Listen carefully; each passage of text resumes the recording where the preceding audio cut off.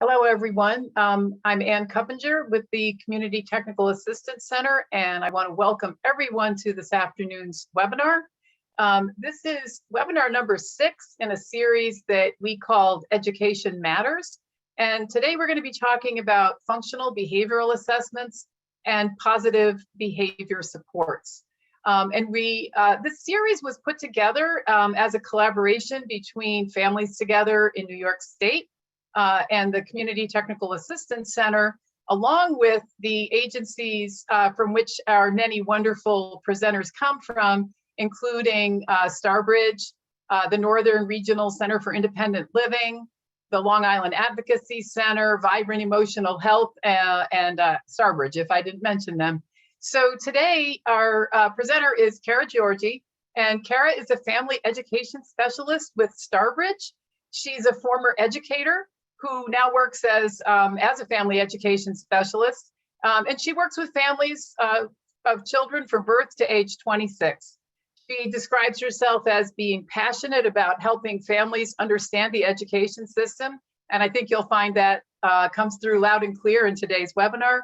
And she really recognizes the strong role that families play in advocating for their children. And her goal is to support them with additional tools and resources to help them on that journey. So next slide, please. So there are a lot of people registered for today's webinar, so we've joined you all in listen-only mode. But we do want you to feel really comfortable responding to the content of the webinar and asking questions.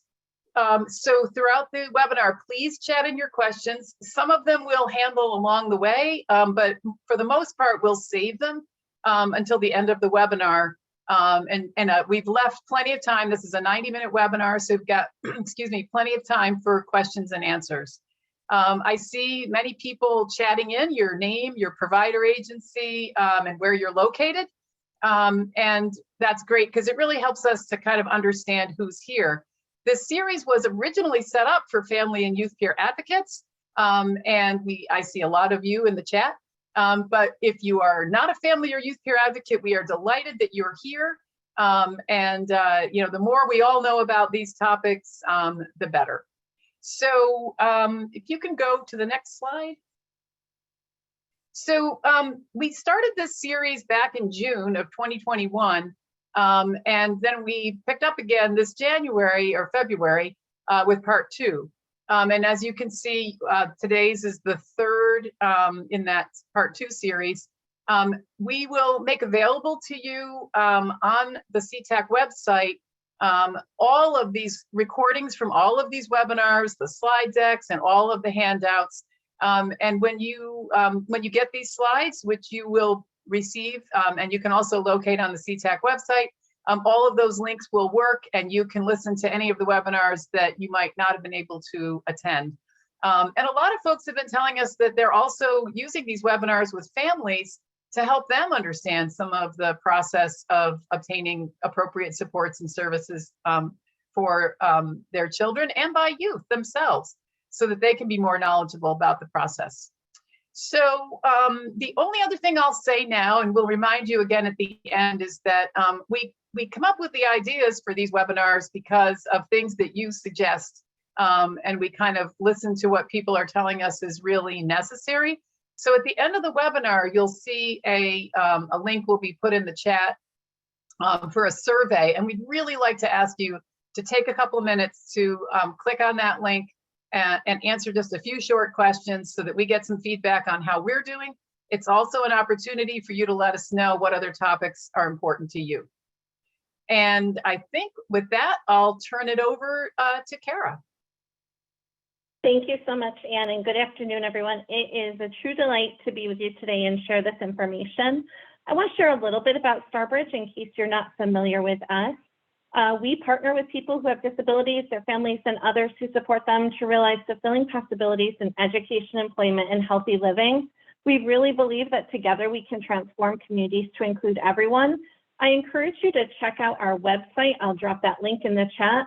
After the presentation today, there's more trainings that you can attend. There's tons of resources on the website.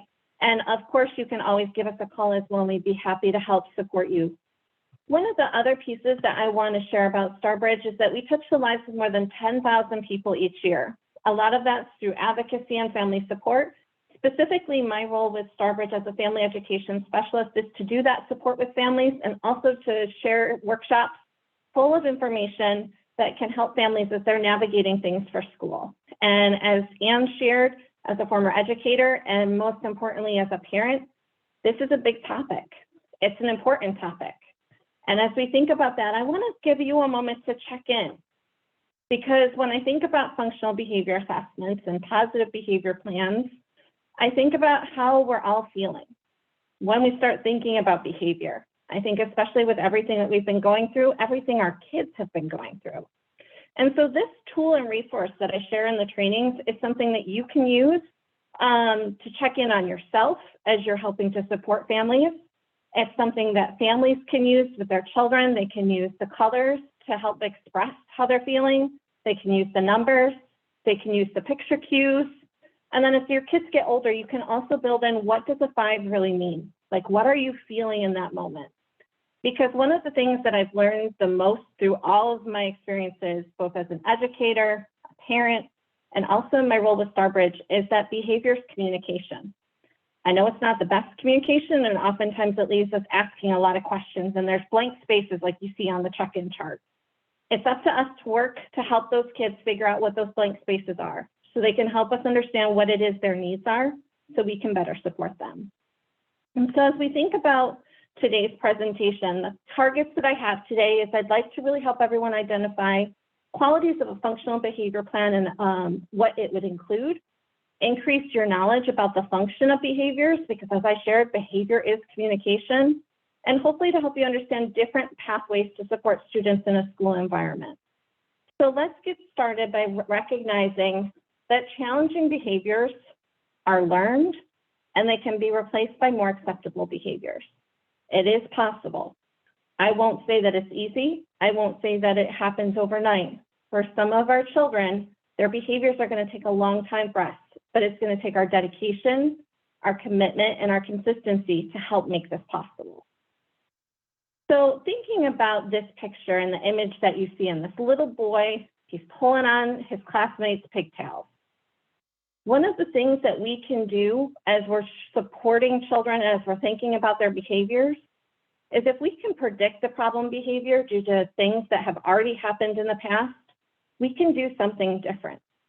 For this young man, her pigtails, while they are absolutely adorable, as they bobble and wobble as she's writing and kind of maybe thinking things in her own mind, may be a huge distraction to this young man. And he may be to the point of, it's not just a distraction, it's the barrier preventing him from learning, because that's all he sees and all he can focus on. If we start recognizing and seeing these patterns of behavior, we can change where this young man sits. We can start helping to support him of how can we help him to better focus on the work that he has in front of him? How do we help minimize those distractions that could be causing the problem that we're seeing? And more importantly, that will also be helping the other students in the class to better be able to work on their classwork and not be impacted by the behaviors that are happening. What I also want you to think about is things like looking at this image in this picture. If I were to ask you, what is this little person telling us? All of you may have different responses. We have over 100 people on the webinar today. Some of you may be thinking the same thought, maybe this little one's shy. But some of you might be thinking, well, maybe this little one's scared. Maybe this little one's tired. So why that's so important is because when we take a look at children and we start making decisions about how they're feeling without communicating with them, without finding space to help them tell us what it is they're experiencing, we might be making the wrong assumptions. And so we need to take that into consideration as we're watching at behaviors, not just assuming that children are doing it for attention, they're doing it just because they want to. We really need to dig a little bit deeper behind those little hands and understand what that little one's thinking. Why is it that they feel that's important to put their hands in front of their face? And that all starts with response to intervention. And so this is a pyramid that you might be familiar with. There's 3 levels to this pyramid. And so why this is important is because this is in place for all children every day who attend school. That universal tier 1 is what you would see in the general classroom, and we'll dive into that a little bit more. Then I'll talk to you about the targeted tier 2. That's where we're really kind of doing some more intense work. And then we'll move up to that intense tier 3. But what I want you to hold on to with this image is the size of the triangle in that section. Notice it gets smaller and smaller and smaller.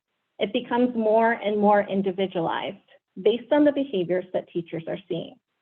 So let's start with where teachers begin. That's tier 1 universal. That is classroom management 101. What teachers go to school, I kid you not, there is a class dedicated to teaching you about classroom management. So that's what universal is.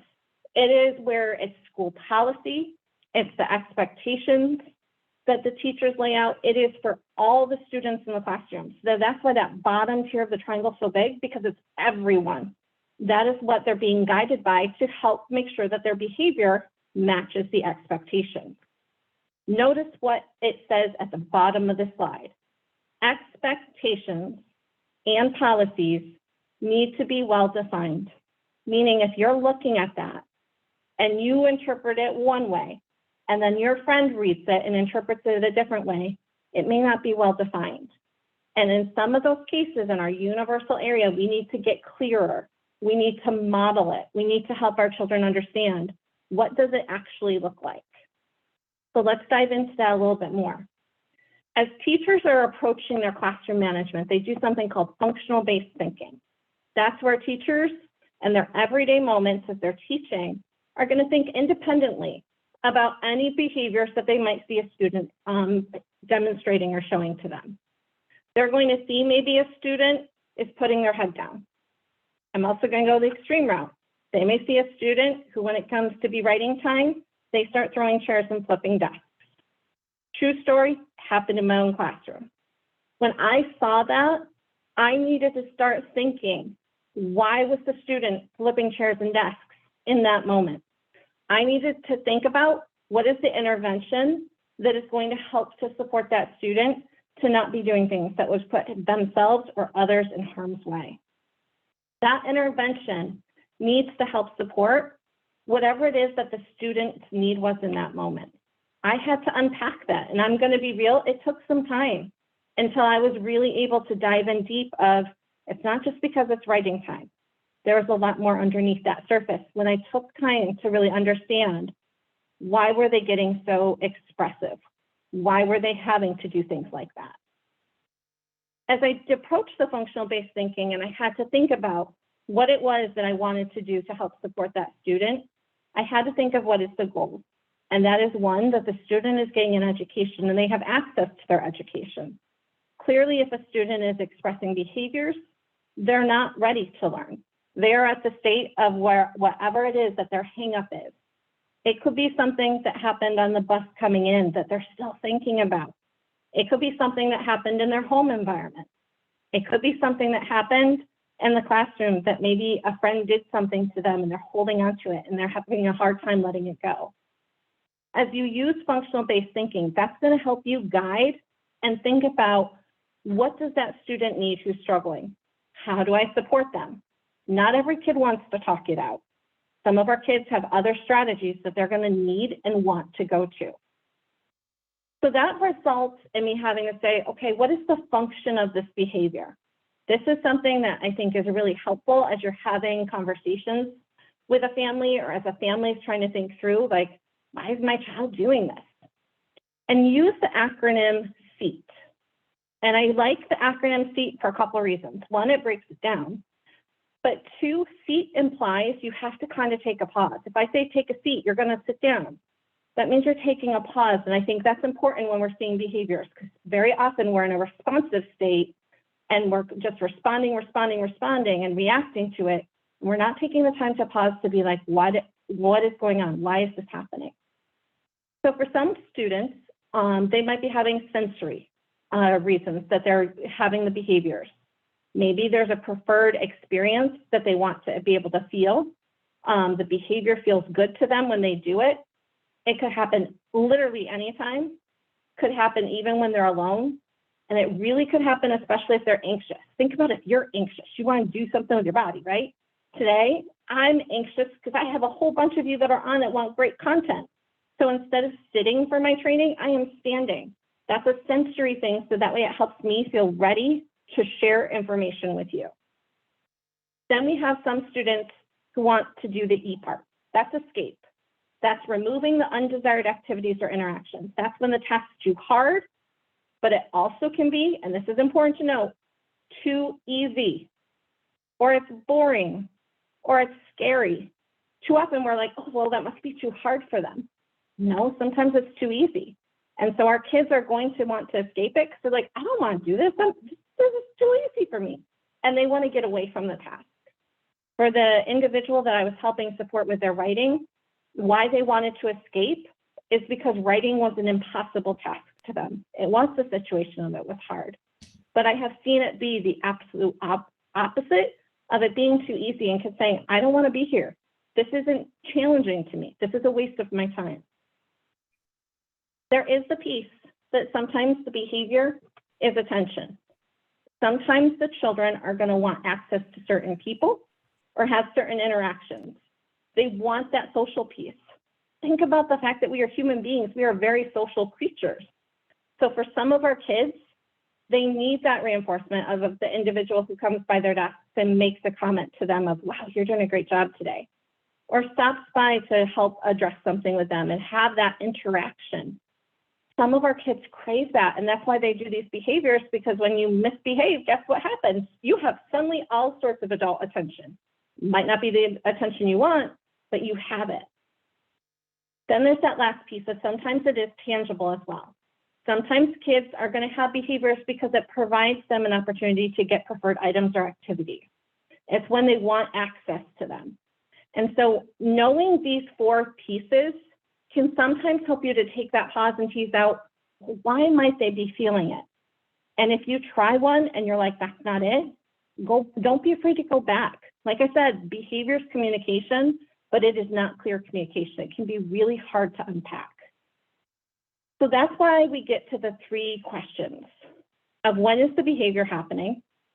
Why is the behavior happening? And how is it impacting their access to their education? These are three critical questions to ask, because with behavior, and when it's repeated day after day after day, and I've been there, I've lived it, it's exhausting. It's tiring as a parent. You just want a break. But again, this is where it goes back to the importance of consistency. This is when it goes back to the importance of really having some good data tracking. Is it always at the beginning of the day as they're trying to get into school and they just won't go in? Is the behavior happening always at the end of the day at a transition time? Is it happening at transition times during the school day? Looking and kind of trying to tease out the why, but most importantly, also teasing out the how. Thinking about how the pathway of behavior is kind of impacting their interactions in the classroom. And so then we have to think about things like, what about when the children maybe aren't having extreme behaviors? Maybe they're like this young lady who's hiding under the table and gripping onto the leg. She's not really disrupting the class. She's quiet. She's just sitting there kind of peeking out. But this is still behavior that we have to address. We have to look at, why is she having this behavior? How is she impacting her education? And as we start to unpack, another important acronym to think about is ABC. This is super important. A is the antecedent. That's a fancy way to say what happened immediately before the behavior happened. Was there an ask of the child? Was the child doing a preferred activity and being asked to transition? What literally happened right before? Then B is the behavior. What are you seeing? But here's where sometimes people get confused with this acronym. C, consequence. In this case, C, consequence does not mean the repercussions happening to the child as a result of the behavior. In this case, C, consequence means what happened immediately after the student started performing that behavior. Did a staff member fly over there to respond? Did the student start flipping desks and then peers started saying something to them? what happened immediately after that behavior started happening. It can help you to kind of tease out and understand what is going on in that child's mind. If you're starting to have to do all this data tracking and having to start unpacking all this, that's when you're going to start moving into tier 2 of our pyramid. So remember, bottom tier, tier 1, that's all kids, classroom management, teachers doing it for everybody. Tier 2, we're going to start zooming in. That's when we start looking at small group strategies. There's going to be low-level targeted interventions being done. We're really going to start collecting data because this behavior is happening again and again and again. It's telling us there's a need that's unmet. There's something not working for that child. And again, that is hard to sometimes figure out, but it takes data tracking to help you tease it out. You need to understand, why is that child performing that certain way? One of the great things that we sometimes do in our trainings is we share videos. And I think about all of you in the audience, and I'm like, I wonder how many of you are chocolate lovers. If we were in person, I'd be hopefully seeing a bunch of hands up. Chocolate is good, right? It makes you feel awesome, at least it does for me. So I want you to think about what you would do for chocolate. And I say that because there's a great video done by the Big Bang Theory where Sheldon is doing some work on Penny because she comes in and she's on the phone with friends because she's really not interested in what Sheldon and his friend are watching. And so Sheldon uses chocolate to try to teach Penny to not talk during the show and to take her call outside so that way she's not interrupting. Why would I bring up a show randomly like that and talk about chocolate in the middle of a training? It's because sometimes when we take that pause and we start using shows that we watch, we start looking at little YouTube videos or other snippets, it can help us to start thinking about how can we shift behavior. So I encourage you, tonight when you're watching your favorite show, do you see some interactions between people? Note how human interactions can change and shift how people respond. I am in no means saying that chocolate or food should always be incentives. I know that is a sore spot for some families, and I get it. But the reason I raise this is because sometimes when we're talking about really heavy, it helps to talk about something funny, and it can help to kind of lighten the mood. So that's when we start really diving in, where we can't just be having fun and collecting all this data. We have to really start doing some intentional thinking. We have to think about, why would this child want to be doing this behavior? Kids don't want to act out every day. Kids don't say, how can I draw attention to myself like this every day? We have to start really thinking about, what is the pattern? Why is this pattern happening the way it is? Is it consistent? Is it infrequent?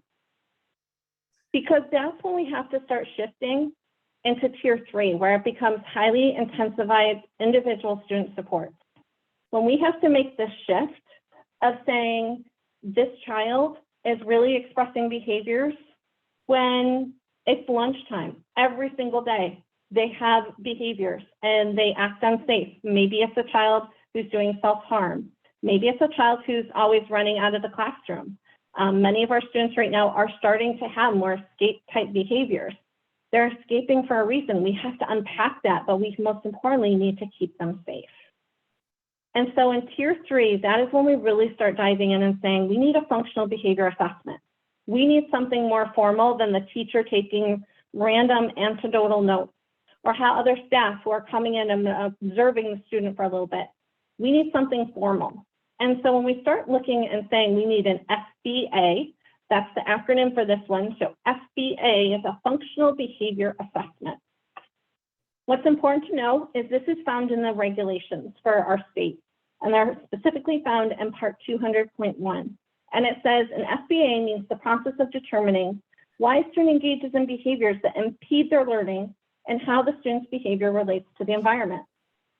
So then as we think about this, this is not for just students with disabilities. This is also for general education students.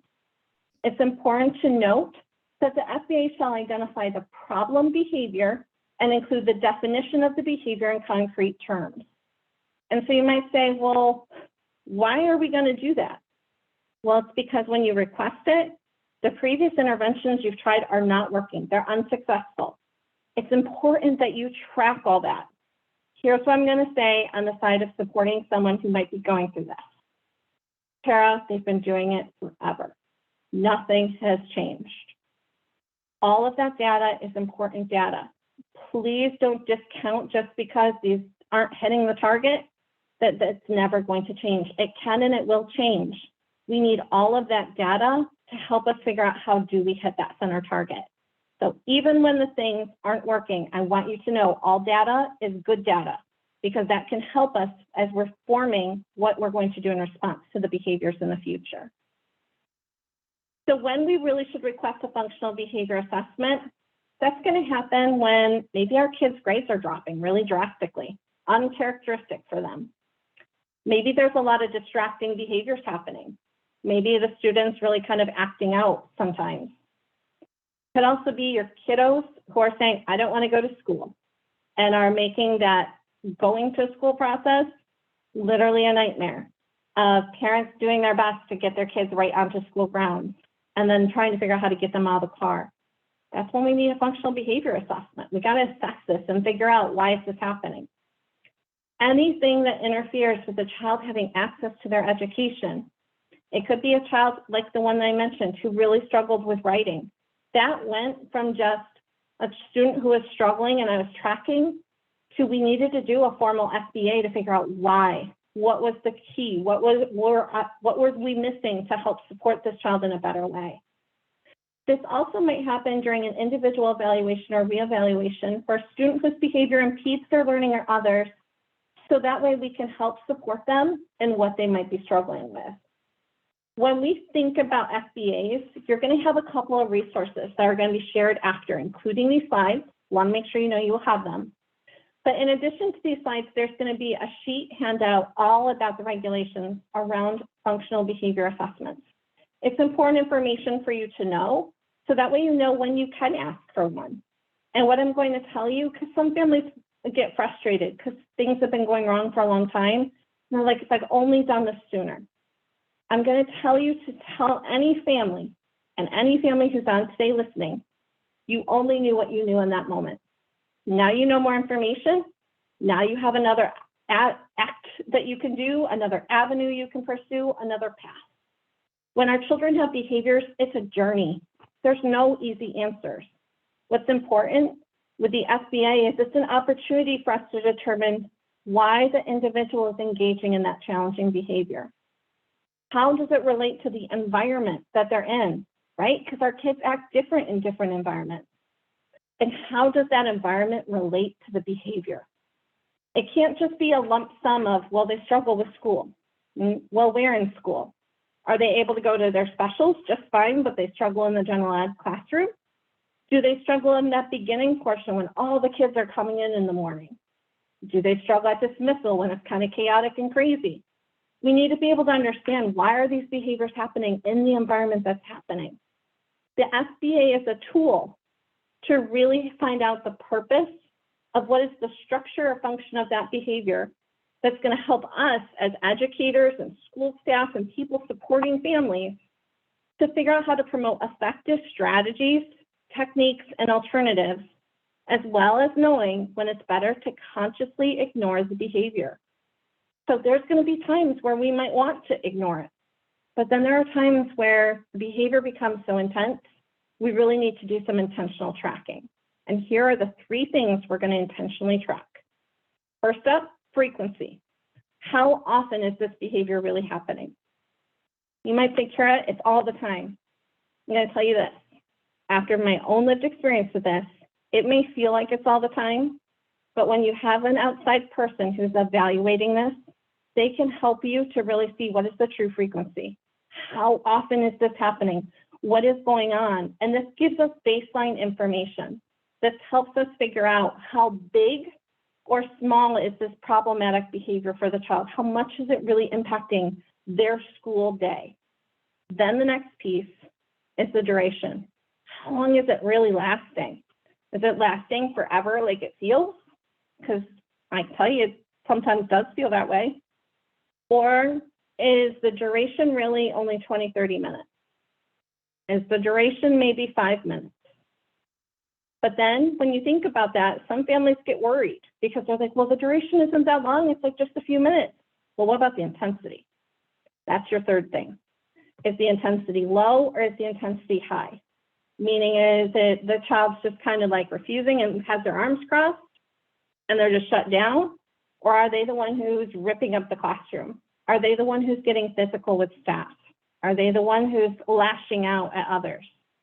That intensity piece is important. So those are the three things you will track in an FBA. And then you're going to say, okay, well, Carol, what does this look like? Because we need something concrete, right? So here's what I got for you. Here's an FBA for a student who's named Johnny in this situation. We're going to record tantrum behavior. I want you to see something really, really important on this blue section. You see how it says tantrum behavior at the top? And then underneath, it says tantrum, any flopping on the ground with loud vocalizations with or without tears. That is so critical to have been there, because if that second piece wasn't there, this FBA being conducted could be inaccurate because we don't know what tantrum behavior is. That is why it's so critical. Even if your child has multiple behaviors, you need to zoom in on which are the most impeding their education and say, what is the behavior we're going to track? And that needs to be all 188 people of you currently on right now being able to understand and see the same thing if you walk into that space. Then here's the second piece that's important for the FBA. Note that it says date and initials. The initials piece is important because you want to know who's tracking the data, so that way if you have questions, you can go back to them. But having the date is important. Having that time is important because that's that duration piece. Note that they also summarize it for us. And then they also put some comments in, which are helpful because it lets us know what class was that student in, what was maybe happening at that time. It also lets us know if we look at this and if this is the only time Johnny's having tantrums, we know mornings are tough for Johnny. And we can start looking at why is it so tough for Johnny? How quickly does he have to shift from one subject to another to snack time? Is it maybe he gets to school and by 9 o'clock he's hungry? He can't wait till 10:13 for his snack time. He needs to snack earlier. Little things like that can really impact our kids and their behaviors. Here's another one though for you. This one I like because it's an example of an intensity sheet for a student with a kind of a rating scale. In this case, the student that was being observed, the behavior was hitting. You see that at the top where it's identified. Then they have a behavior rating system. So this is a child who probably was having some pretty intense behaviors. Again, they're noting the time of the day that it's happening. And then they made the tracking piece pretty easy because that individual, as they tracked, could simply circle 4, 3, 2, or 1. 4 being very severe, intense, dangerous. 3 being pretty severe, potentially dangerous. 2, somewhat severe, causes problems but not dangerous. And then we have the 1, not at all severe, maybe it's annoying, it's inconvenient or distracting. Notice where this individual's numbers are primarily circled. That dangerous area, right? That's when we have to do something intense to help support this child. That's where we look at how they summarized at the end that for today, it was an intense day, it was dangerous. This child was doing things that could potentially harm themselves or others. Here's again, one of the things that you might face as you're kind of going through this FBA process, is you're going to hit a situation where maybe the child's behavior is intense and dangerous, and they tell you they don't have the support. There's not enough staff. They tell you to refer you out to someone else, and maybe that support isn't available. That doesn't mean that you just say, we're going to just stay here. The question you then ask is, well, what can we do in the meantime until we can get extra supports in place? Whether that's for the staff, whether that's for the student, whether that's for the whole family. And that's where it's important to start looking at the observations that have been done on this child. Who has been observing them besides the classroom teacher? We need to survey anyone who's having interactions with this kiddo. This is a time where you also, for the kids, want to look at their school history. You want to look at, is this something that happens every school year? Is this specific to the school year? Is there a staff member that maybe does have a great relationship with this child that could help in these situations? Is there a staff member that does kind of make things harder for the child? Maybe it's just a mannerism thing. Remember, we're people. We don't have to love everybody. And that's hard for our kids because they are assigned to certain individuals, and sometimes that's not a good match. So how do we help support the child with that?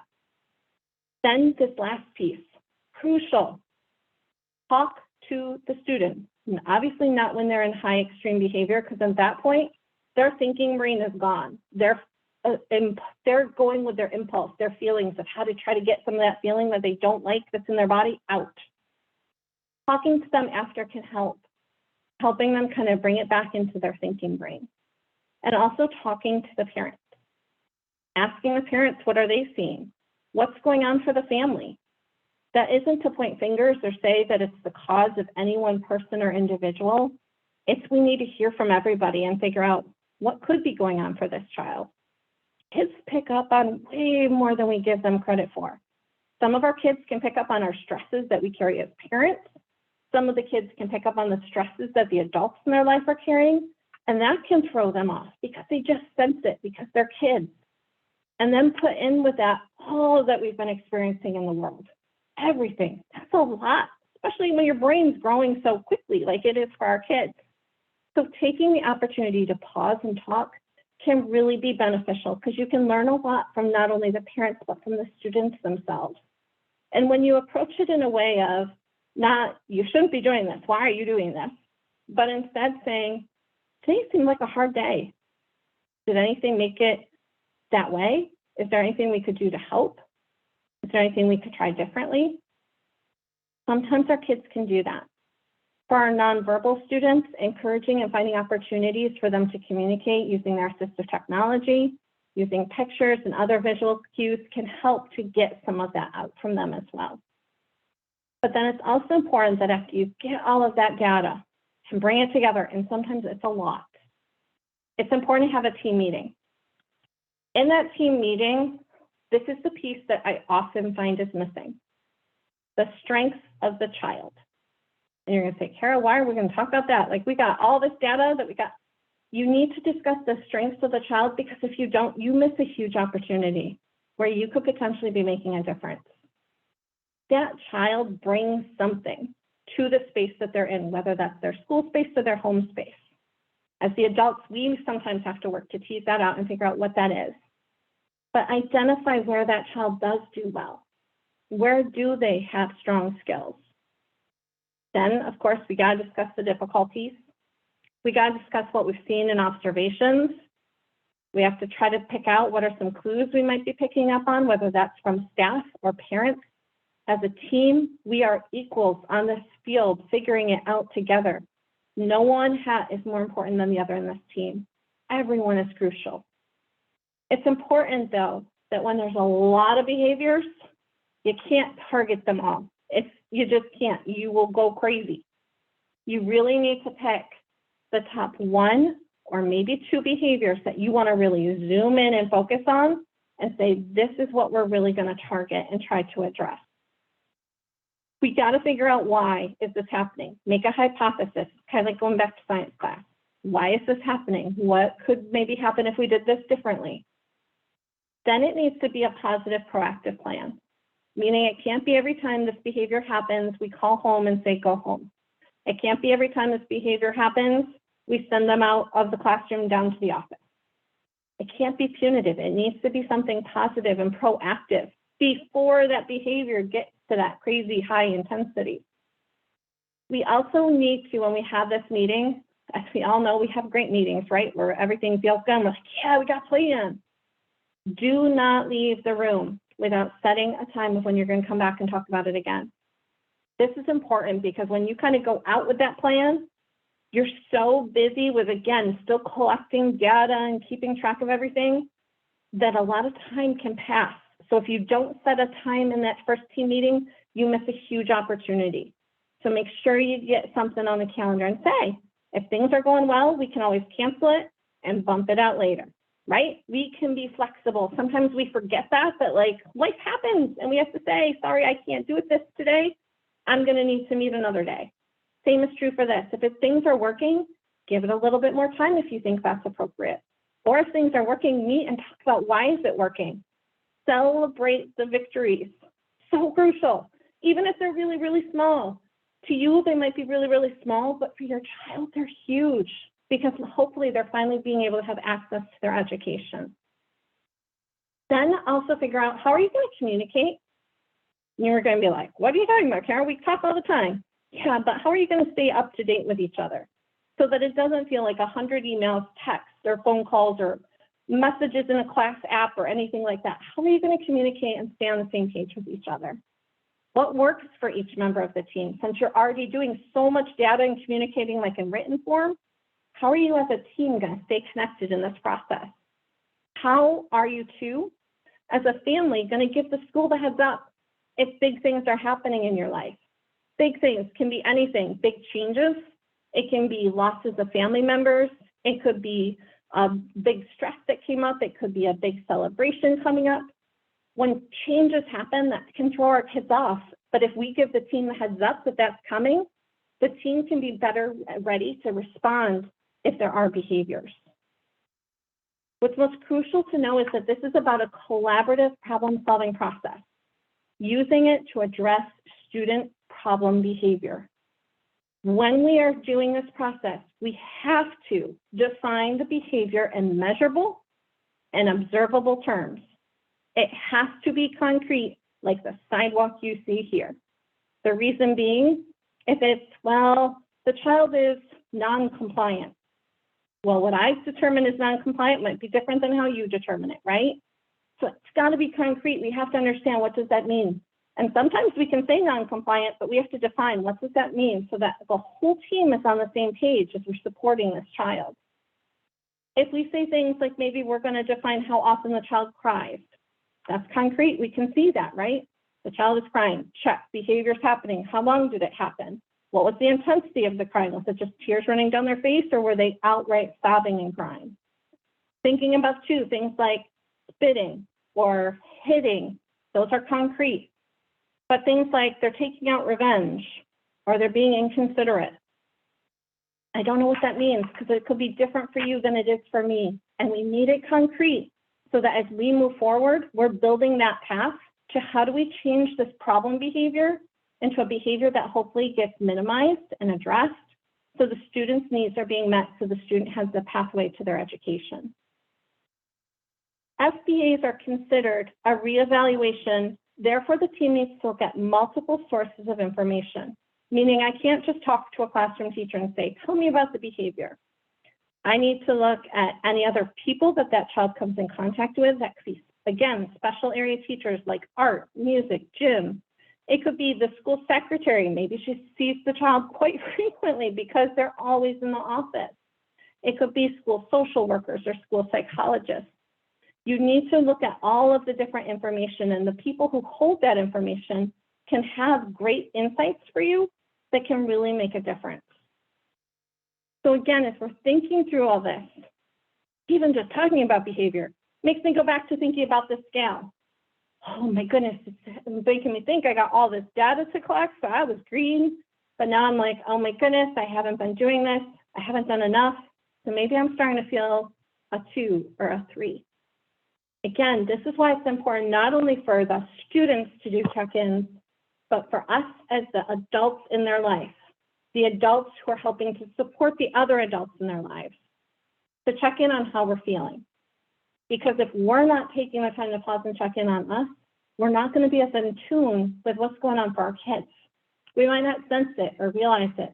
And again, having the opportunity to use something like this where you can use color words, numbers, visuals with pictures. They can be real pictures, cartoons, but eventually working to build up that vocabulary. I'm feeling mad. I'm feeling tired. I'm feeling worried.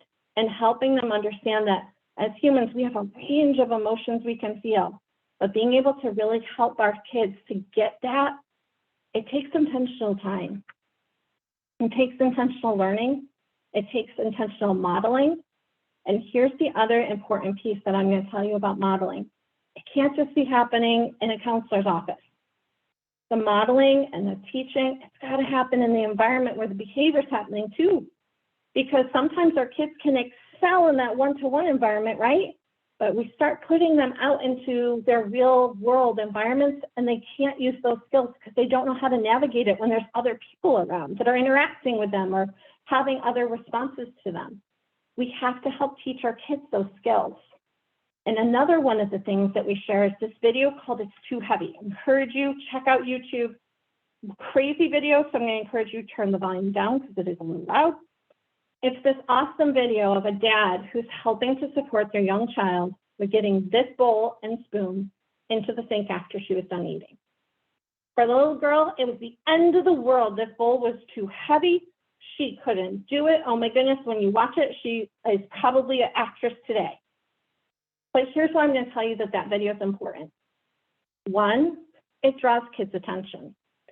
My own children, when I do these trainings during COVID, when I play this video, they'll go, what is going on your computer, Mom? I'm like, this little one, this bowl's too heavy. And my kids look at me and they're like, no, it's not. And I'm like, for her, it is too heavy. And it gave us an opportunity to have a conversation as parent to child.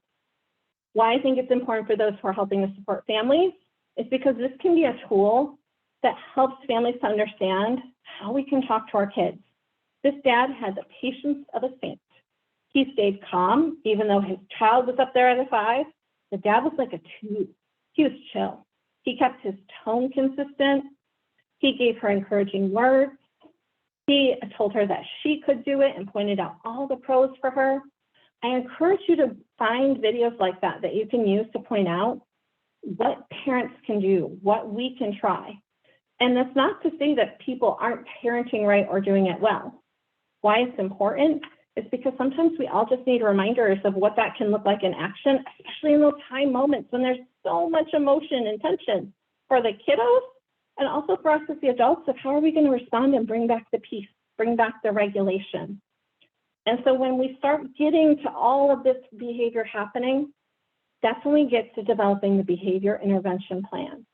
This is going to be the acronym BIP, BIP. Why that's important to know is because the BIP happens when things are out of control. This is when the students' behaviors are impeding their learning, the learning of others, despite all of the implementation strategies that teachers and others have tried. And so when you develop this, it's going to hopefully be a plan that can help guide how we respond to that child's behavior.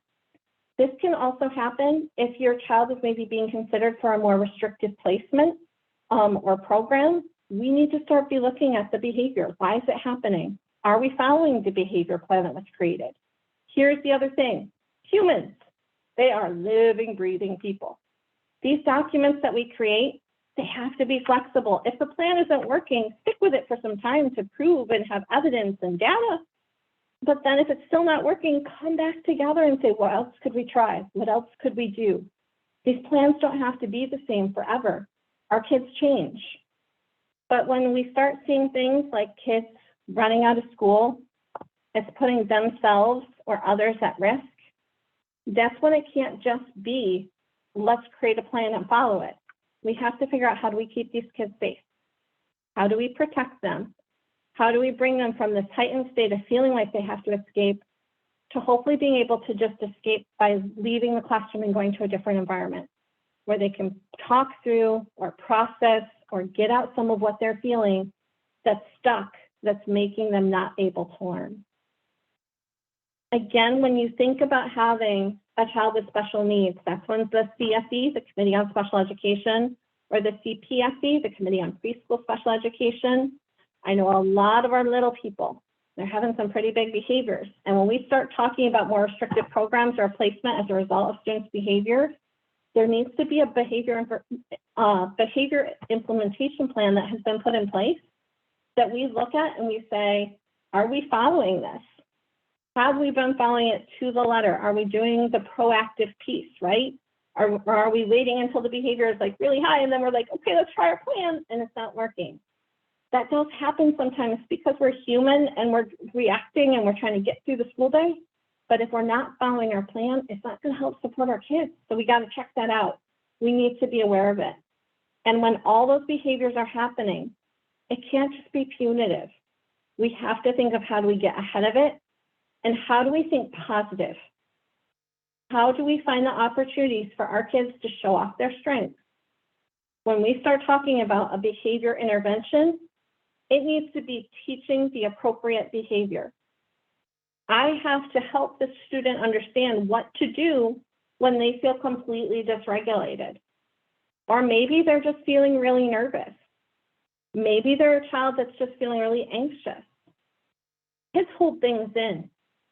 One of the strategies that a parent actually gave me is one that I want to give to all of you today. Because sometimes behavior is hard to understand because their kids hold a lot in. And this parent told me that she used this strategy that a professional gave to her to talk to her child about this, their book bag and what they carry in it. And not the book bag for school, but a book bag that they have on them all the time. And what's in there? There's going to be some rocks in there because you have the responsibility of being a student. You got to be a good child at home. You got some little things you got to juggle around in there. But then you might also have what they refer to as boulders. These are big problems. These are the things like maybe a friend who said something really hurtful, maybe happened weeks ago, but they're holding on to it, and so that problem is just getting bigger and bigger. So helping our students to talk and unpack their book bag, kind of metaphorically, of what's inside of it, what are they carrying around with them each day can be helpful. Not, again, when they're in that heightened state, but when they're calmer. So that way we can teach that appropriate behavior. We also have to model it. Show what it looks like, use peer models, use adult modeling, have opportunities to practice it. And when it happens, recognize and reward it like it is the most exciting thing that you have seen. Behavior support really is the redesign of the environment, not the redesign of individuals. The behavior intervention plan, or the BIP, is going to define the support changes in the behavior of those who are going to implement the plan. It's also going to say, what are those adults going to do differently? In that positive plan, it's going to talk about, are there assistive devices that might be needed, or a service or an intervention? Are there accommodations or classroom or program modifications that are needed to address that child's behavior of what's impeding their learning? Go back to the little boy that I was telling you about that would flip desks with writing time.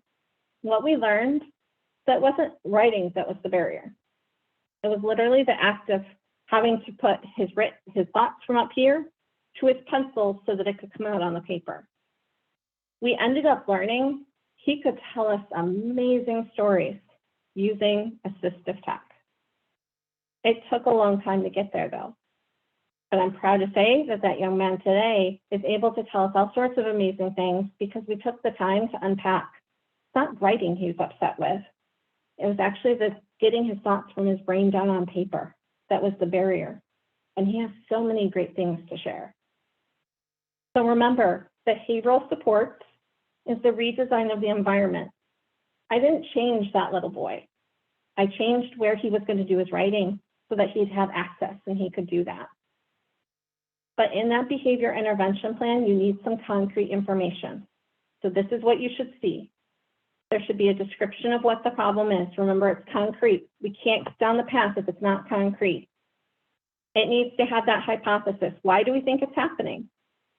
Why do we think the child's engaging in that behavior? What are the intervention strategies we're going to try? And I want you to remember these are proactive, not reactive, meaning I don't wait for it to be high. I hopefully get to see and go back to that ABCs. What is the antecedent? What is that little thing that we know is the kind of flip that happens for that child of when the behavior starts to really pick up? So once we pick that out, then we can implement those intervention strategies. Then we also can look at what are the positive supports and services that that individual child needs so that we can address the behavior. Behavior's communication, just not very clear. Our job as the adults to try to unpack it, figure it out. It's also our job as the adults to teach the appropriate behaviors. So when we teach those appropriate behaviors, notice how this teacher got down to the child's eye level. Teaching can't always be above. Sometimes we need to get down to their level and talk to them, reach out to them. For our older students, we need to sit down at the table, talk to them, and teach them how they can interact in a different way. We need to give explicit instruction. We need to give them feedback. That was great. I love how you did this. Next time you might also want to try. It's also giving them opportunities for practice where there is support, where they know that they can have that feedback, where they know that they can kind of say, well, what will we do if it doesn't happen? What can we do to help support this young man to know what to do? Our kids need concrete. Too often it's up here, or it's big words that we say as adults, or sometimes it's too many words we say as adults. We got to scale it back and figure out how to teach. Then there's the classroom rules piece. Every classroom has classroom rules. Every school has rules, right? But when we think about and we look at these rules, are they concrete? I will care for myself and others. I'll be respectful at all times. I'll be responsible. I'll cooperate and be fair. I'll ask questions. I'll always do my best. They're not super clear.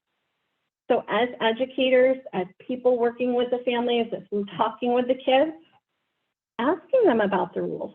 Well, what does being respectful at all times mean? What does that look like? If I was a kid in your class, what would I be doing if I was being respectful? Or if I was a student in your class, how am I going to show I'm a responsible listener? What does that even mean? What does that look like? And what you're going to find sometimes is because they're going to be like, I don't know, it's just one of our rules. It's what we're supposed to do. And you're going to say, okay, well, let's think about it. What could that look like? What could that be? Because again, we need to make it concrete. Otherwise, the rules are just there. And the kids are not going to understand why they have to do certain things or why they're getting in trouble for doing things a certain way. We have to work to make it concrete. We also have to work to have supports. Some of our kids do really well with visuals because it helps them know what's coming. It also helps if things are too easy, if there's access to things to do after they're done with their assignment. This is helpful for some of the kids who like whiz through things and then have behaviors because they're sitting at their desk and they're kind of waiting for whatever comes next. They're getting in trouble because they're doing all sorts of different things. Having something else for them to do and having them know where to go for that can be beneficial. For our kids who are overwhelmed with it all, having a first and then will help some of our students to understand this is what we need to do first, and then this will come next. It helps them as they transition, because if they see their whole day, they think it's impossible and they can never do that. So for those kids who are like really pulled back right now, maybe that you're helping to support, I encourage you to kind of think about that approach for them, of breaking it down into smaller parts. Also thinking about things of hurdle helps. How do you help get them over the hurdle? Do they need breaks, encouragement? Do they need material chunked? Do they need certain feeding, or do they need to check in with a certain someone to say, hey, I'm having a good day, or today's really rough? How do we build in those supports for them? Could also be having things like break cards, so that way the student can indicate that they need a break. It can also be things like having timers, so that way the student knows exactly how much time it is that they have left to do something before they move on to something else. The visual up on the top with the red can be really beneficial. It helps the kids know, oh, I've worked this long, I only have this much more to go. Timers are very concrete. Here's why. As adults, we say you have 5 more minutes, and then we get busy doing things, and then it ends up being like 10 or 15 minutes.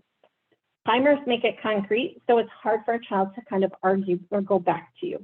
You can say, we're setting the timer for 5 minutes. When this goes off, you can be done and we can move to this. Again, kids like concrete. It makes it easy for them to understand exactly what to expect. Also, it can help if the teachers can know how the child might be feeling. So again, having those visuals, like the one here, or the one that I've shared throughout the presentation, can be beneficial. So that way the teacher knows, ooh, they're starting to climb up the scale. They went from feeling good to maybe they're not feeling so good now. I wonder what's going on. Let's check in and see how they're feeling. The goal of your intervention plan is always going to be to increase the desired behavior and prevent and decrease the problem behavior. So that's really important to note. This isn't so that we can just decrease the behavior. This is hopefully getting ahead of it. And that's why you can't pick every behavior. You've got to really zoom in on 1 or 2 so you can really get ahead of it, figure out how we address that need that's being expressed in that moment, and help support that child going forward. The key with every single piece of this, it's a huge one. It's the paper trail. Always, always put your requests in writing. What's important to note is that if a family asks to have a functional behavior assessment done, we have a form letter on our website to help you to do that if you want to check that out. But why it needs to be in writing is because, again, we're documenting. The parent needs to have the paper trail that says, I'm formally requesting this functional behavior assessment to be done on my child. These are the behaviors that I'm seeing. This is why I would like it done. The school will then send you a consent form for you to sign off and have the formal assessment get started on your child. And then you'll have that meeting. But in that meantime, while all that data is being collected, note for yourself as a parent. If this was a day your child couldn't go to school today, mark a star on your calendar for every day that your child can't go, or mark an X if you want to do it that way. Then I encourage you to track and note what was the thing that eventually was able to get the child to go to school, or what was the thing that eventually was the thing that shifted. Remember, go back to that ABC. What was the consequence, not the punishment? What happened immediately after that child's behavior was done? Did they yawn and kind of act tired? Did they go access something and then their behavior immediately quieted down? What happened immediately after? Because that can be really telling. It's a great piece of information to have access to. So I encourage you to be tracking that. In the meantime, I encourage you also to be talking with the school. And anytime you have a phone conversation, I encourage you to follow it up with an email. And I know that sounds really labor intense, but it helps to make sure that you're all on the same page. Again, remember the whole thing, making it concrete, making it concrete.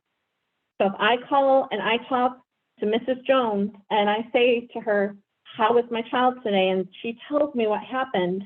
And I'm like, whoa, that was a really rough day. I'm going to send an email back. Mrs. Jones, thanks for checking in with me. I appreciate you telling me about my child doing X, Y, Z. I hope tomorrow will be a better day. Let me know if I can do anything to support. That's important because it makes sure that you're on the same page, hearing the same information. Because when you're in the thick of it, again, it's going to feel like this big ball of messed up yarn that's multiple colors all thrown together. Your job is to help try to keep it teased out. And by having a paper trail, it can help.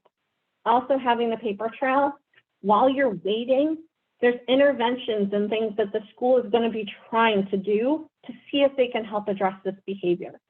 So again, encouraging the school staff to be documenting all of what they're trying and how long they've tried it. So that way it's not just, well, I tried it today and it didn't work, so it must not be a good plan. No, our kids need repetition. And also, one of the things you can tell with our kiddos, when they've truly learned something and learned that new skill, what you're going to see happen is it's going to apply across all their settings. Meaning you won't just see it improve things for school, you'll see it improve at home, you'll see it improve when they're out in their community and so many other places. So recognize and know it's repetition, it's taking time. As we get ready to shift and go into questions, I want you to check in. There's a lot. And helping when families are dealing with behaviors is a lot. As a mom, I can tell you there are many times I was a 5 and it wasn't with this angry face. It was with tears streaming down my face, hoping that I could make things different or better for my child. And what I can say is that anyone who is out there supporting families right now, you are a true gift. And you are what can help bring us from a 5 down to a 4, down to a 3, down to a 2, and down to a 1. Not because you have all the answers, because as I said, communication is hard when it comes to behaviors. But you can give us hope that there's others on our team helping to figure it out, helping to tease it out. And as you think about that, I encourage you to check out our website for other future trainings that you or families can take. I encourage you to check out our resources. We have some great handouts to help figure out getting ready for meetings and things like that. Again, it's a lot of information and we want to help support you as you're trying to help support anyone that is going through some of these challenging times. But with a functional behavior assessment and a behavior intervention plan put in place, you will be able to start addressing some of those challenging behaviors. In addition to the fact sheet about behavior intervention plans, you will have one also about the functional behavior assessment.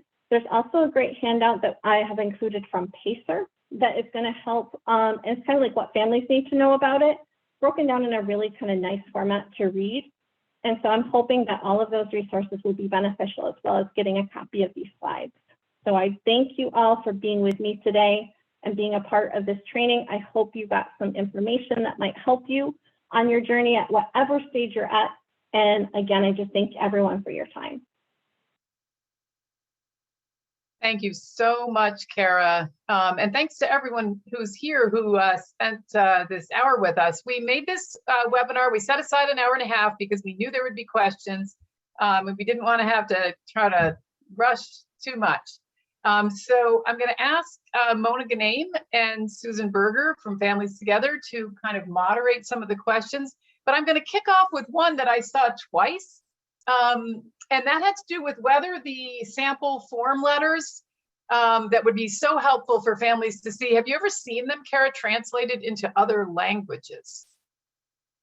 I have not, but I do know that New York State PTA does have the ability to sometimes help with translating things into other languages. So that would be a good connection. If you are not connected with the New York State PTA, I encourage you to make that connection because they're a great resource.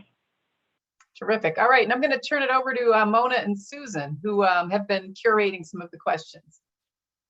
Okay, the first question we've got here is, the definition of tantrum can be different and present differently from child to child, correct? So in that case, you know, how would that look? And absolutely. So tantrum would absolutely be different based on the child, and that is why you would want to define it. So if you have a child who is experiencing a tantrum, or that was one of the languages pieces used by your team, if it is not defined, I would encourage your team to define it, because it could be a tantrum in terms of the child is actually kind of like throwing and flailing their arms, or it could be a tantrum of just they're stomping their feet. So make sure that if that is the word that's being used, it is concrete and it is defined, because that is the most important piece. That sometimes we use terms that we think everybody knows what a tantrum is, but for every one of our children, they will present a tantrum differently. And that's where it gets really individualized, and why we have to define what does a tantrum actually mean. Thanks, Kara. I'll go on to the next question. If my child is in a self-contained classroom and doesn't interact with other teachers or others at school, who else could be asked to participate in an FBA? So with an FBA, they don't necessarily have to actually interact with a child. I'm going to go back to my educator experience when I actually worked in an 811 classroom and had to help with an FBA myself. That when you are conducting an FBA, typically you have a concrete behavior that you are watching and you're tracking, and there's certain information you're collecting, which is that frequency, duration, and intensity. And so you aren't really interacting with the child. You are more just kind of observing and noting that information down. For a child who isn't interacting with the staff in the classroom, I would take note of, is there any times that that child maybe does interact? And we have to, again, define interaction in our own way. Some of our kids don't want to talk to the other adults in their life. They want to kind of be in their bubble, but they interact by maybe making faces or gestures or things. And so not missing that opportunity to identify that maybe that child is interacting, but not interacting in a traditional way that we have typically defined the word interaction. Great, thank you. You're welcome. So I'll just go on to the next question then. What if the behavior is not necessarily a time-oriented one, but rather something like constant lying or stealing, which is a little harder to measure and verify unless the child admits to it? So a behavior that's, not regular or not as, you never know when it's going to happen. Right. So some of our children are going to exhibit behaviors like that. And the word that I use to describe that is it's episodic, meaning it happens at different times and randomly. There's not really a pattern to it.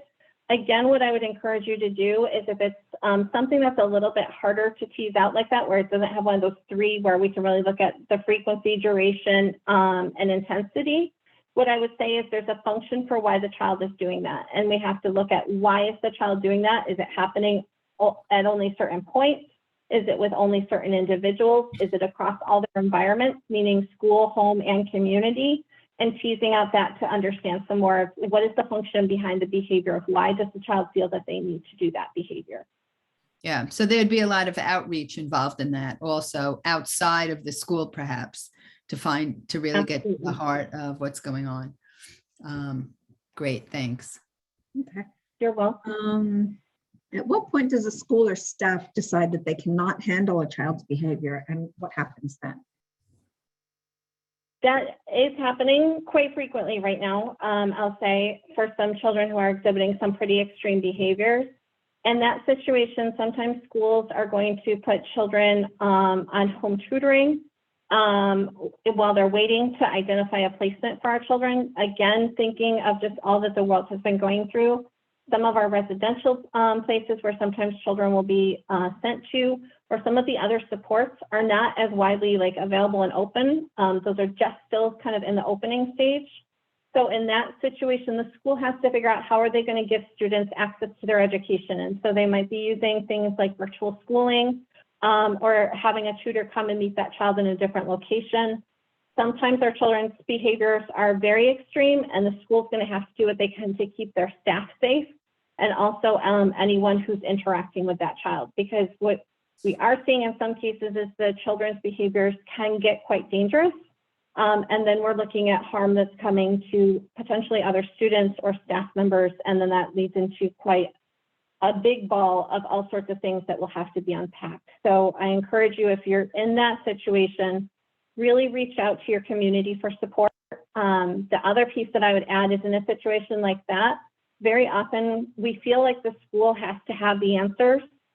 So often our schools don't have all of the perfect answers when it comes to mental health and kind of helping with that triage approach. That's where we really need to access our community supports and those that can help us in the community to really unpack why are some of these behaviors so extreme for these children and how do we better support them at home, at school, and in the community. So Kara, this is a question that's kind of along the same lines, but it's not really about, when the school staff can't handle the child, but what if the behaviors are suggestive of a need for a special education evaluation or IEP? At what point is care transitioned from a positive behavioral support intervention to an IEP working with special education resources? That is a fantastic question. So kudos to whoever asked that. Some of our children do have behaviors because there are learning challenges or disabilities that are getting in the way of them being able to access their education. So at any point, a family can request that their child be evaluated for special education services, and that can be happening at the same time as you're formulating your functional behavior assessment and behavior intervention plan. What I will say is sometimes families early on or in the middle of it will sometimes make that request. That is helpful because, again, think of any assessment that's being done is gathering information about that child that can help better inform every adult working to support them with more information and ruling things out and deciding what really could be getting in the way for the child. So at any point that can happen. And again, we have fillable form letters to help you do that on our website. And we are happy to help support any family who is in that position. Great, thank you. I guess I'll do the next question. So you talked about a lot of data collection and the importance of that. So the question here relates to data collection. Should the data collected be presented at a meeting? The data should, that's a great question. It actually should be shared before the meeting. So that way everyone who's walking into that meeting is coming in with an understanding of the data that is making that's going to help inform the decisions being made at that meeting. The reason it needs to get shared ahead of your team meeting It's because as a parent, I might have questions. Like if somebody says my child has really intense behaviors for 10 or 15 minutes, I might want to know, well, like, what was that really looking like? When was it happening? I might want to know, was there others involved? Was a peer involved? Was it just certain staff? So being able to really understand what is the data, and that should happen even if you approach the Committee on Special Education to see if your child has a disability.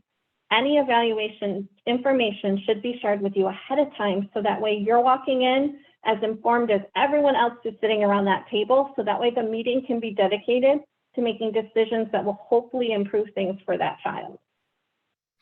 And as a parent, any additional data that you want to present that maybe the school didn't collect, but you collected, because we were just talking about, what's going on in the community, that can be presented as well, right?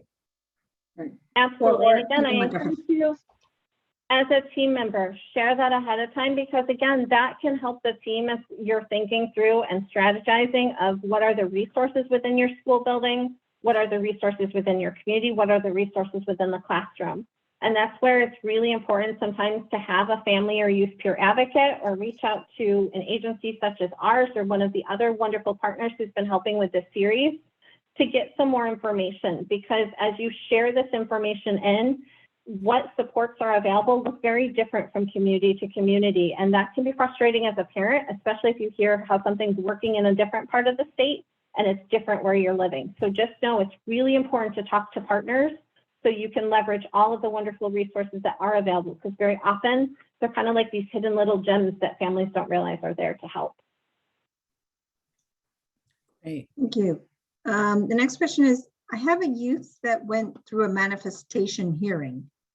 An FBA was in process but not completed. The school opted to expel this student. He has not been in an educational setting since December 2021. The school reports that this won't occur and that the return to school won't occur until the superintendent says something. What options does the parent have? So that is a question that is it leads to a lot of questions for me, because when it gets to the point of a manifestation hearing, that means a lot has happened for that child and that family within the school context. So in a situation like this one, I would rather err on the side of I would encourage a family who's in that boat to reach out to NERCL or myself or an agency that has a family education specialist to help them kind of piece out what was the behavior that led to the manifestation hearing. Were there other times that student was suspended? There's a whole lot that's within that to kind of unpack and tease out in terms of data to help it inform, especially considering they were in the stages of developing a FBA and a BIT. So with that question, I'm going to say, I would love it if you would reach out. I'd be happy to talk to that individual to help better support them. But very often in situations like that, with behaviors, it gets very muddy when it gets to talking about and making general statements when it comes to something that can be so individualized for that child.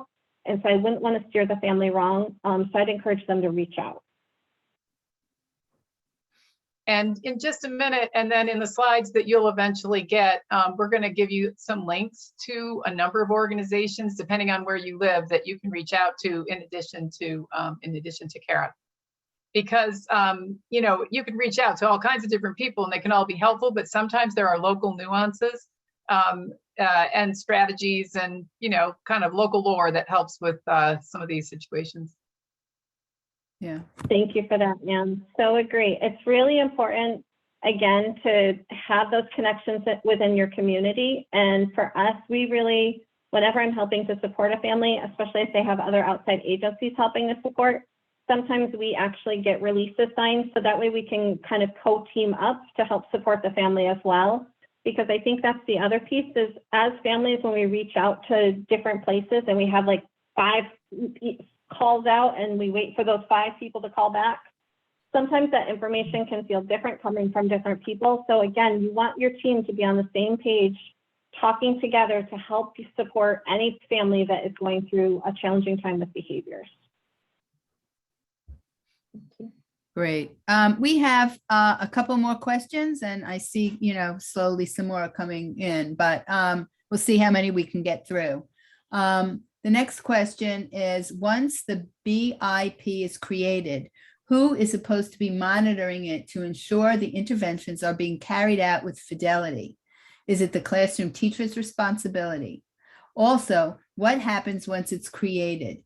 We just had to create one for a student, so I'm curious. Great question. So once it's created, that's why it's important to have that team meeting so that you're all on the same page of what does that look like. Because the other thing that I would say, when you have a behavior plan, especially if it's assigned to certain staff, there needs to be a plan of what if that staff member is sick that day or out for a training or not available, and what is the backup plan for that. So what I would say is the classroom teacher absolutely is going to be your number one person who needs to be aware of what's in that plan, because they're going to have the most interaction with the child. Then it's whoever else is going to be helping with that proactive piece. Typically in some schools, that's going to be your social worker or a school psychologist who will be kind of checking in to see how things are going, if it's working. The other important piece that I would tie in there, especially because of some of the kind of more extreme behaviors that we're seeing that are leading to discipline, suspension, and manifestation hearings, is you also want your administrators familiar with what is in the behavior plan. So that way they also, if a student is being sent to them, can check to see, was the behavior plan being followed? Did we kind of miss a mark or miss a beat somewhere on the path of helping to support this child so that they didn't result in being in the administrator's office? So again, this is where communication is super critical and where it's important that your whole team is checking in. But again, that's why I stressed on that team meeting slide, do not leave your team meeting without a preset meeting of when you're coming back together to check in to hear how it's doing. It builds in that accountability piece. What I would say is don't have it be like, tomorrow is tomorrow better. It's going to take time. These behaviors took time to get to the place they are at this moment. They take time to unlearn those behaviors and learn new, more appropriate behaviors. You want to be connected with your team throughout the journey of kind of shifting that behavior, because you're going to have that period of you'll slowly start seeing it decrease, and then you might see behavior start picking up again, because it's that consistency. We have to keep following and making sure that anytime the child tests the system is ready to respond in a proactive way to help keep the behaviors in check. And hopefully eventually you'll see them diminish, and you'll see some nice replacement behaviors if there has been proper teaching, modeling, and support for those students to understand the different way to respond. Great, thanks, thanks, Kara. Here's the next question. Can a school request a BIP for a child without an IEP who has severe behavior issues, but the parents aren't open to outpatient services? How long should a school document the behaviors before moving to support the child to be transitioned to another setting? So in a situation like that, the school can be started, they would have to consult with the parents to get the consent to start a functional behavior assessment. Again, they would want to make sure that they're targeting concrete behaviors for that child to document how intense that behavior is happening. And the other piece that I would share is if they're looking at a different placement, they haven't exhausted and tried a positive behavior plan or kind of done their data tracking to be able to kind of make that shift. They need to be able to have that documentation of, this is what we were trying, this is how we were being proactive, this is how we were being positive, because that is what is required in the regs. I'd encourage anyone who's supporting a family in that case to really give that PACER resource that you're going to have access to of what parents should know about an SBA and a BIP. And the reason I would say that is because as parents, sometimes if a school comes and says, like, I want to do this assessment, or I think your child needs this, you're going to feel kind of overwhelmed, because you're going to feel like it's this like information overload of this person coming in to ask personal information, and it can feel intimidating and kind of unsettling, especially if you're already going through the stress of a child with behaviors. And so having something that they can read that they got from someone else that hopefully they have a relationship with can sometimes help de-stress them and maybe make them open to looking at possible alternatives and other options. Because sometimes what parents fear when behaviors happen is they automatically go almost to the opposite end of the spectrum, and they think, oh my goodness, my child's going to be put in residential. And that's not always the case. The other piece that I would say about any placement decisions that are being made, placement decisions are not forever. Placement decisions are for the moment in time that that child is in school. Every year, that is something that should be re-looked at and reevaluated. Is this the most least restrictive environment where the student can have access to their education? If the answer is yes, fabulous, they can stay there.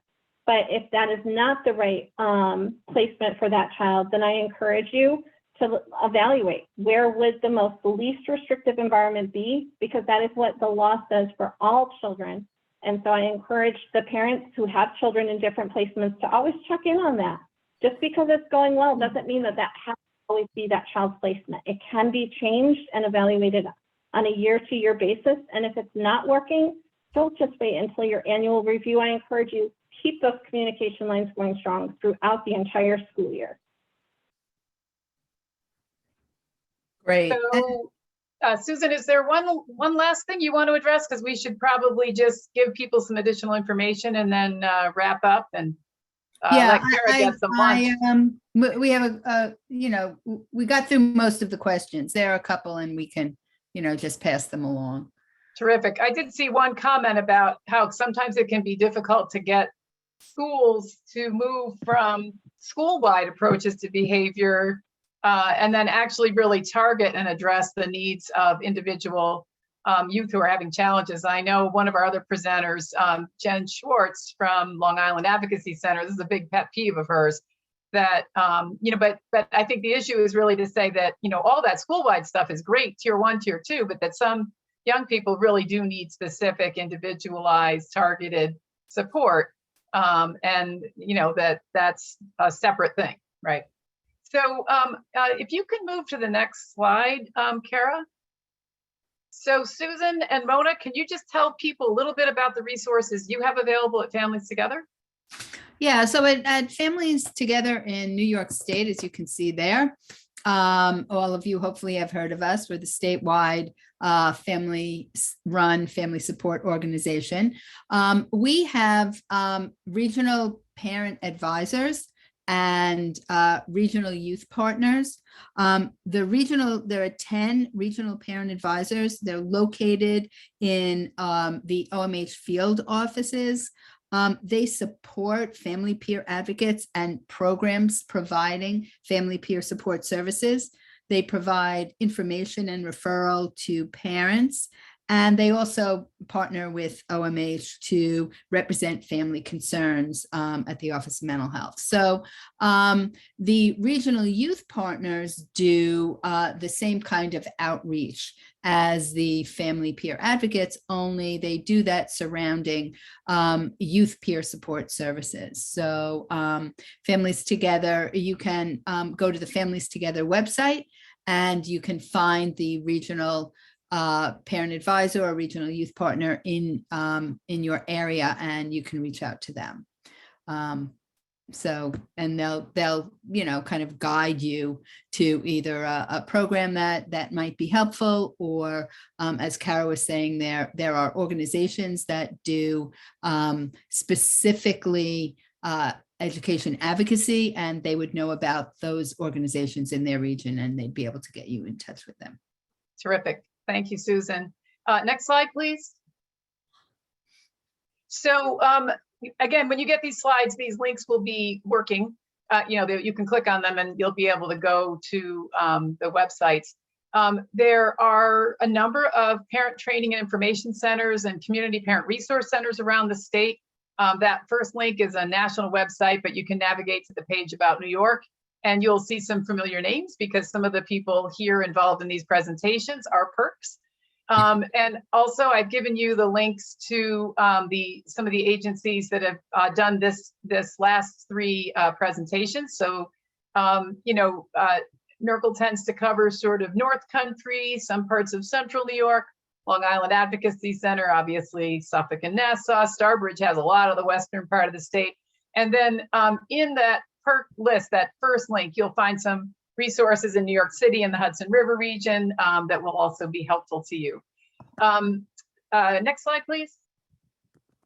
So I'm going to change this before we send out the slides, and we'll just link you to a page on the CTAC website where all of the information from all of the webinars in this series is housed. You'll find the slides, the recordings, and all the handouts where there are handouts. Somebody asked about certificates. We don't do certificates for webinars. Some people are able to kind of print off the registration sheet or the email that you'll get in a couple days from us saying thank you for attending. And many organizations accept that. And sometimes they might require a copy of the slides as evidence that you've participated in the training, but we don't do certificates for webinars.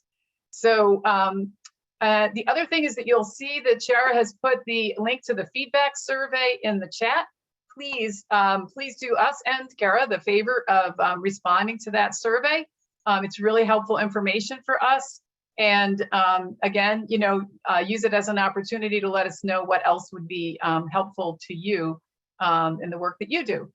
And with that, I just want to really say thank you so much to Kara for taking the time to do this webinar and for all the good work that you're doing with families through Starbridge. I want to thank Families Together, our partners in this series, and also the other organizations. We have Rosalia Watkins here on the line. We have Jen Sibley. Jen Schwartz wasn't able to join us today, but we've really just had a lot of great, expertise feeding into this series, and I'm just so grateful. So with that, I wish everyone a wonderful afternoon. And, I think our last slide just shows some other upcoming events that CTAC is doing. Check out our calendar on the website. You might find that there's something that piques your interest. So thank you very much and have a great day.